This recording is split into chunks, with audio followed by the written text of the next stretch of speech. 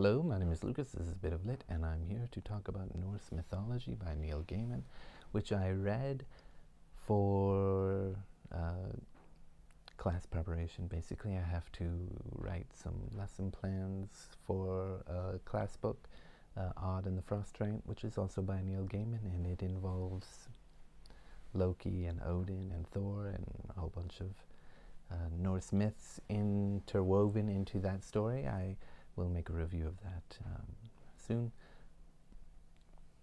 but I haven't yet. I've been swamped with work. Just utterly swamped with work. Now that the term is over, it's time to prepare for the next term.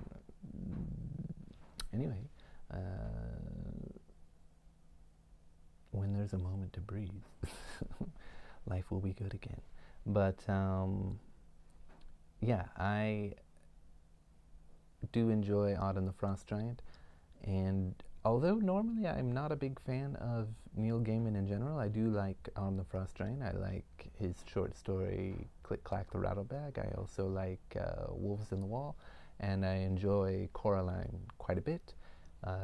There's quite a few of his other works that just don't do anything for me, and I don't understand the appeal whatsoever. Largely the Sandman series. Even in the moments where I'm very interested in it, it just disappoints, never fails to disappoint. But I really, really enjoy Norse mythology. I think it's very cool. And I think Neil Gaiman does a really great job of presenting these stories. So, you know, the content is excellent, and the way he writes it is very fitting and really exciting to read. And yeah, you can get these really strong, stark, contrasting gods. And these great images of the things that they do that are really epic and dangerous and death-defying and horrifying. And it's very cool. I'd never really read any Norse mythology before. I didn't really know any of the stories. I just knew some of the names. Vaguely had some idea because of the MCU, because I don't really read comics, so anything I knew about Norse mythology came from Thor and Thor 1 and the Avengers, and yeah, I never watched Thor 2. Thor Ragnarok, I guess. Which I don't like this movie so much, but I won't deny their spectacle. But anyway, yeah, these stories, man, I mean, it starts from the origins, going all the way to Ragnarok, and they largely focus on Thor and Odin and the many, many shenanigans of Loki. This guy just cannot let well enough alone. He can't.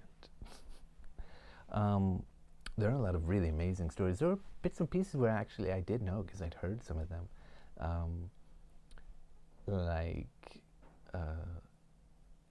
Yeah, the origin story is completely crazy. These poisonous rivers run into a vast chasm and fill up and turn into icebergs, which then melt because of the fires from Muspelheim. Well, it says Muspel in the book, but I was reading online when making this class that sometimes it's called Muspelheim, and there's 9 different realms, all connected through Yggdrasil, the world tree, which is the second story, and it tells you how they're all connected, and about the Norns at the bottom at the well, and the Norns control the fates, the past, present, and future of the gods, and there are other Norns for the elves and the dwarves, and there's realms for the elves and the dwarves, and for the frost giants in Jotunheim, and of course Asgard is where the Aesir gods are, but then there's a realm of other gods that I didn't know about. I knew some of them, like Freya, but they are the Vanir tribe, and they have a lot of wars with the Asir. But throughout this time period, they don't, not too much. Anyway, yeah, Ymir is born, and it tells you how Odin, who is a descendant of Ymir, became the Allfather, along with the help of his brothers, by breathing life into two ash trees, who then became humans. And then we learn about Yggdrasil, and then we start getting into the fun stuff with Odin and Thor and Loki, and we learn about this need that the gods had to build a wall, but to protect themselves from the frost giants in Jotunheim. I hope I'm saying it right. Jotunheim? Jotunheim? I don't really know. I think that the J's have a Y sound, but I don't know. Anyway, they need to build a wall, but they don't. Basically, it's going to take too long. And all of a sudden, a mysterious builder comes and promises to help build it at a high price of the sun, the moon, and Freya. And through some trickery, Loki says, okay, he's very confident. Let's promise him these things if he can do them. Let's promise him these things if he can do them in even less time than he says. And then he's about to do that, so they have to get out of that, or they're going to kill Loki, because that is Freya's wish. And well, let's just say that it results in Loki having a child. There's other crazy stories, like the death of Balder, the son of Odin, who is well beloved and has a visage much like the sun, and everybody likes him except Loki, who can't stand him. And his mother, Frigg, the wife of Odin, goes around the world asking to protect his son. Don't harm my son. To everything except mistletoe. And once Frigg comes back, the gods decide to test this out and start pounding on Balder with everything they've got, and everything's getting destroyed, or for some reason or another, somehow, some way, just avoiding him. And they're all cheering and happy, but Hod, the blind brother of Balder, is quite sad because nobody's letting him in on the fun. But Loki talks to him, here, take a mistletoe dart, toss it, and then you too will have fun on this. And he does, and of course, because Frigg forgot to ask for protection from mistletoe, because she overlooked it, because she thought, it's a small weed, it won't matter. The hubris, in a way. Can you call it hubris there? I don't know. This leads to the funeral of Balder.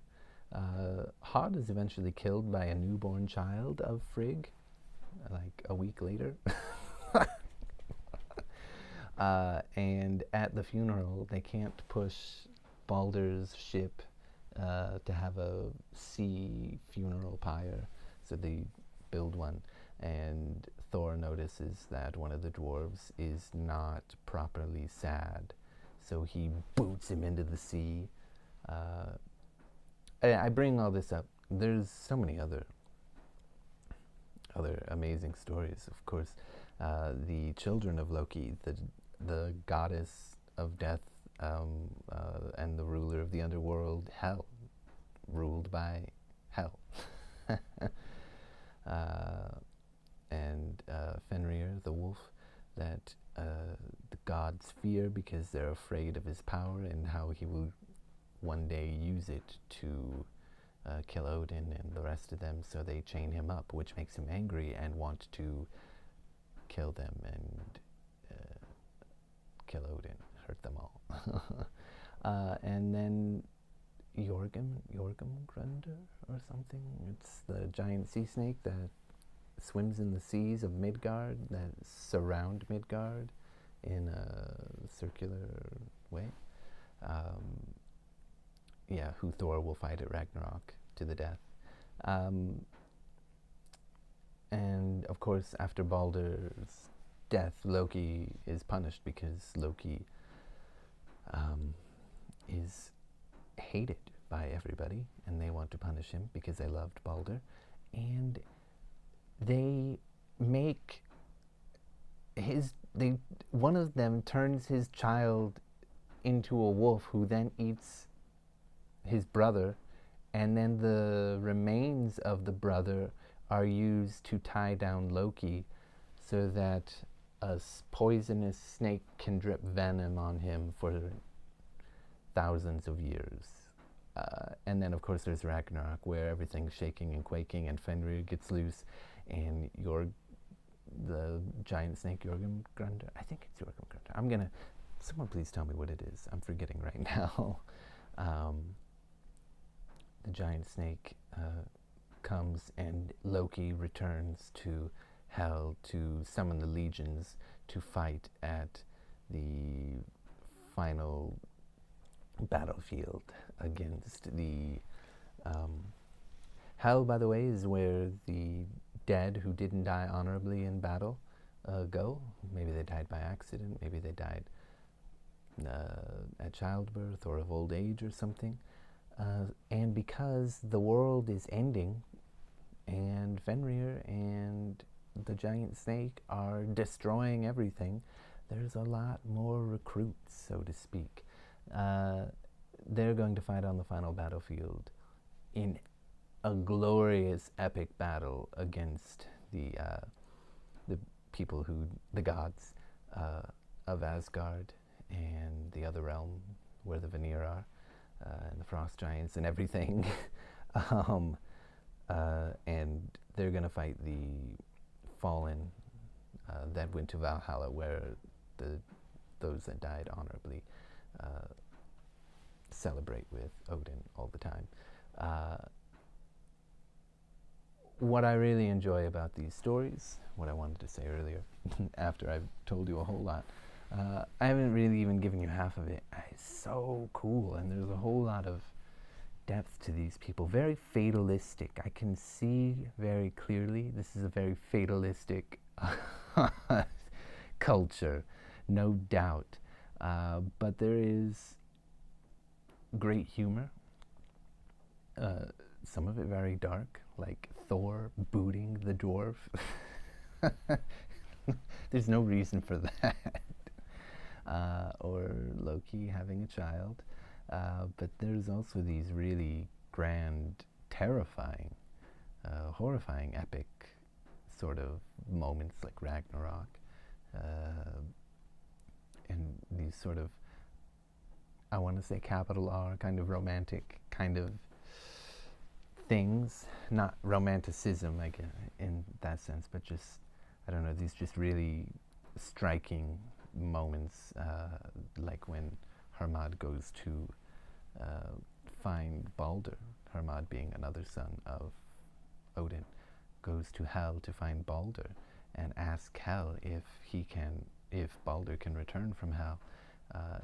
It's just got this sort of poetic kind of tragic feeling to it that's really beautiful in all of these stories, even the really strange things that happen. There's these brutal, horrifying things, really dark, terrifying things like Loki's punishment, and then, yeah, like I said, great humor. And I think, I guess I've not read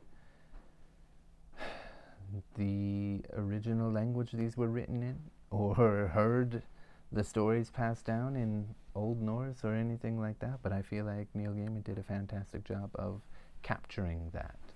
And so I would say, if you are at all interested, I would recommend it, because I think it's fantastic, and it's brutal and cool and epic, and I love it. Maybe he's not the best to do it, but I enjoyed it, so thank you.